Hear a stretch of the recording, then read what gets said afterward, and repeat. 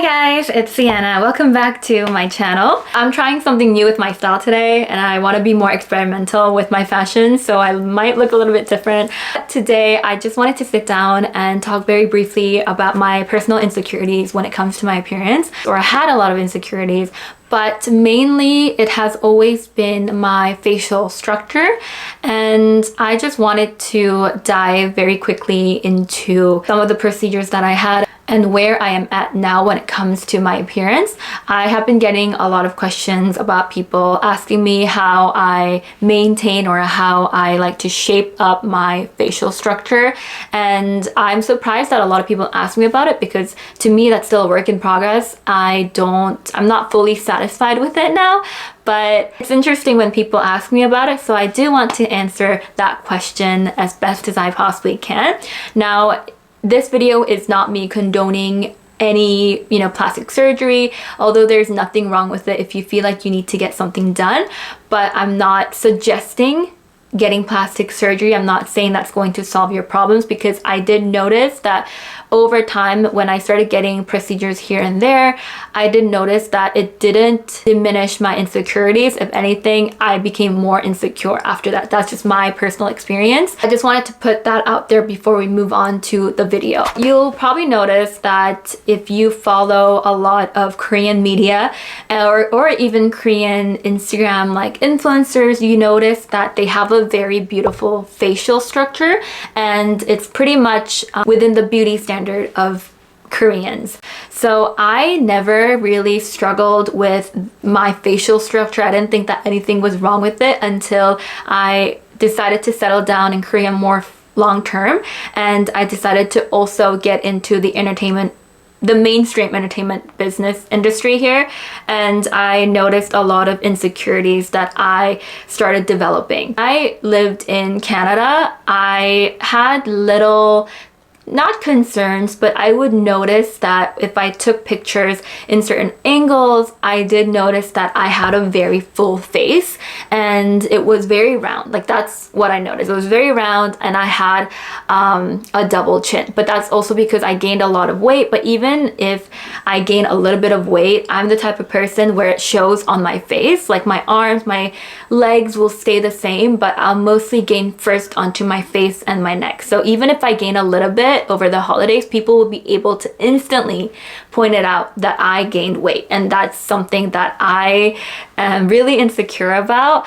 But if I do lose a little bit of weight, people notice instantly. They're like, wow, you lost a lot of weight, even though that's not true. But I did notice that about myself, and when I came back to Korea, I did notice everyone has that V-line perfect facial structure, and I would talk to my friends about it, and everyone of those people, unless you were blessed with it, they had to consistently work towards the perfect facial structure, which is getting injections every couple of months, or even going along with the full surgery of shaving down your jawline so that you get the perfect V-line shape. But I was never considering getting plastic surgery. I was like, this is something that is an insecurity, but it's not big enough for me to actually go forward with plastic surgery because it sounds very scary. So in the back of my mind, I was like, okay, I need to lose weight. And then over time, as I started to go more into the entertainment industry and going to auditions, people used to always say that I look like I'm fat. And to me, it was never like, obviously it hurt to hear that, but it was never like, okay, like I am hideous, I hate myself. It was like, that's wrong for you to say. If I was younger, I would have let that get to me, but now I was just like, that's not right for them to say that, because first of all, it sucks that there's not much of a representation when it comes to people that are more plus size in the Korean industry. But the fact that it's like, you see my face and it's something that I can't change. I was like the skinniest that I've been in my life, but my face was something that I wasn't able to change unless I went through plastic surgery. So I kind of just let that be, and I was like, whatever. But over time, if you hear it so much and you hear specific details of what procedure to get, you let that kind of get to your head. And I started considering it, and I started going along to these doctor's appointments and see what I could do. I was also a part of an agency where they even offered a free plastic surgery for me, and I was like, should I really do it? I was so close, because I realized that it was something that I felt like I had to change about myself, but I had to sit myself down and think, is it something that I want to do for myself, or is it something that I feel like I have to do for other people? And to me, yeah, I'm still insecure about it and I don't feel great about it. It's not something that I'm super confident in, but I felt like I shouldn't be doing something that I felt like I had to do for other people. So for me, you can say I have a pretty slim face, but I have a lot of fat around my cheeks, and that's just something that I was born with. And I'm hoping that if I just leave it, over time, as I get older, I'm gonna lose the fat, because you have baby fat on your face. And I've tried to embrace it, but other people have also told me that it's not just my cheeks, it's the fact that like my jawline itself is a square jawline, and we don't like a square jawline in Korea. We just want it to be a V-line. And I have a square jawline, which I didn't even realize I had a square jawline until I went to different doctor's appointments and they pointed it out to me. And that was something that I tried to get rid of, and I'm going to tell you what I did. First of all, a lot of people, when they asked me how I lost a lot of weight on my face, other people would comment on their comment being like, she probably chews a lot of gum, because when you chew gum, you lose fat. But in Korea, that's not something that we want to do. In Korea, like I said, it's not good to have a square or a defined jawline. We want to get rid of the jawline. And that's going to make us appear like we have a smaller facial structure. So we avoid gum at all costs. Even at the doctor's appointment, they tell you specifically not to chew gum because it's going to activate your jaw muscle. So if you are looking for a more defined jawline, I recommend, chewing more gum. But for me, I was not trying to make my jawline defined. So what I did in the beginning was I booked a procedure, and it's called a square jawline Botox. So you go and you inject, or they inject Botox around your jawline, and then it slims it down. I did first notice a big difference. However, it wasn't permanent. Every now and then I had to keep getting it done, and as long as you keep getting it done, your body is going to resist it, so it's not going to make a difference at all, and that's what's happening to me. I was also about 21 when I first got it done, so I was really young, and I have a lot of friends that work in the plastic surgery department in Korea, and they tell me not to do anything until you are like over 30, especially Botox, because it's not necessarily good for you to get it done at such a young age. But obviously I didn't listen. Got that one done. I did see results for myself, especially because I realized that when I sleep or when I get anxious, I tend to clench my jaw a lot. Going to like build up your jawline muscle, but it's also going to kind of like give you bad teeth. And I'm also really insecure about my teeth because they're like crooked, but that's also because I like eating nuts. That's what my dentist told me. I was like, oh, if you eat a lot of hard things, then it's going to like get all brittle and it's not going to be as smooth.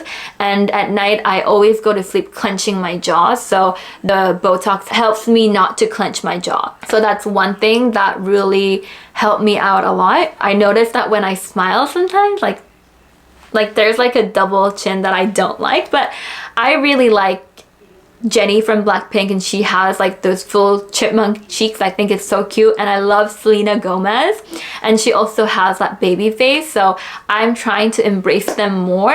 It's just that with my jawline, I feel like it doesn't look good on me, but that's just something that I am working on. What I also did was that I got 윤곽주사, which is like an injection that goes into your cheeks so that it appears more slimmer, and that's also very temporary, so the results don't last a long time and is not dramatic. So when I first got it done, I felt like I saw a difference, but then not really. And I got it done about twice, and then I realized it was kind of a waste of money for me because after a while I was going to return back to my face. However, last winter I was talking to my friends about it, and they said that sometimes it has really bad side effects. Like, let's say that you slim down your jawline and your cheeks, which means sometimes you're going to look like a skeleton because the fat here is going to sag. And a lot of my friends actually had these symptoms happen to them, so they ended up having to go through more procedures to get fat injected onto their cheeks again. So after hearing about that, I was like, I'm not gonna do that. Like, why would I put myself through that? But after a while again of constantly hearing that I have a very fat face and that I need to go get something done to fix it, I did get the injections, and I also noticed that my face was like a skeleton. I'm going to insert a photo because this is something that I was very shocked to see when I first took a video of myself, and I was like, why does my face look like that? That looks really weird. I didn't like how it was like kind of sinking in. That's what made me stay away from those injections. This other option is actually like a major trend in Korea right now. It is called InMode, and basically what it is that it's not an injection, it's like a device that the doctor rubs over your face, and they're kind of like melting the fat away. And for me, it wasn't painful at all. Yeah, I got it done, but for me it wasn't painful at all. But some of my friends, they get bruises after because you're literally like trying to burn the fat, and it's very, very, very hot. For me, I got it done. You're supposed to get it done like 2 to 3 times, and I got it done 3 times. I didn't really notice a big difference. It was just in the moment I felt like my face was a bit more slimmer, but over time didn't really see a difference. And it's just like a trend in Korea for you to go and try it. A lot of brides also get a lot of face slimming procedures before their wedding because they want to look their best, and they have a lot of good deals.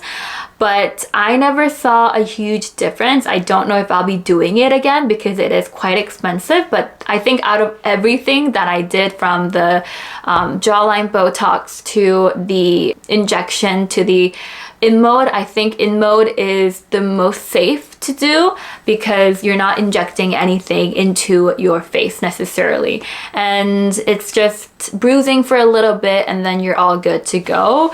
But that's basically all the things that I tried, and out of everything, I think I only like the square jawline Botox the most because it helped me a lot with my when I clench my jaw. It helped me realize that everything was linked to me clenching my jaw when I get anxiety or when I go to sleep, and I became more conscious of it. So right now I don't have any plans to get anything done, and I haven't been getting anything done.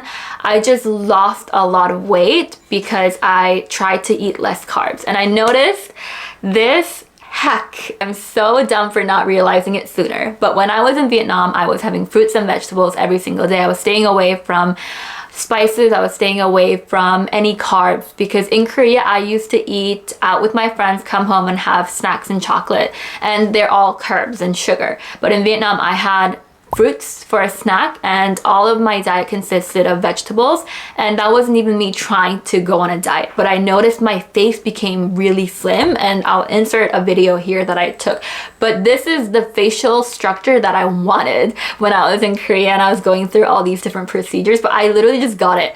And I have to equate that with my diet and what I was eating. It's not just losing weight, but I was eating really healthy, and I know everything comes down to you just gotta exercise, you just gotta, stay away from fattening foods, but carbs really helped a lot. And if you're looking for a more natural solution, because you know what, procedures, it's very instant, and if you really are insecure about it, go for it. But I feel like it shouldn't be our first resort to go to, because I did notice a lot of side effects, and it is not good I can feel that it's not good for my face. That's the thing, it's like when you try to change your face at such a young age, I feel like it's not good for you in the long term. Honestly, if I would have just stayed away away from carbs just for a little bit, I feel like I would have been able to get that facial structure. Also doing gua sha. I'm gonna get the tools for you. This isn't sponsored, by the way. This is genuinely what I use, but I have this roller thing and I really like using this because I spend a lot of time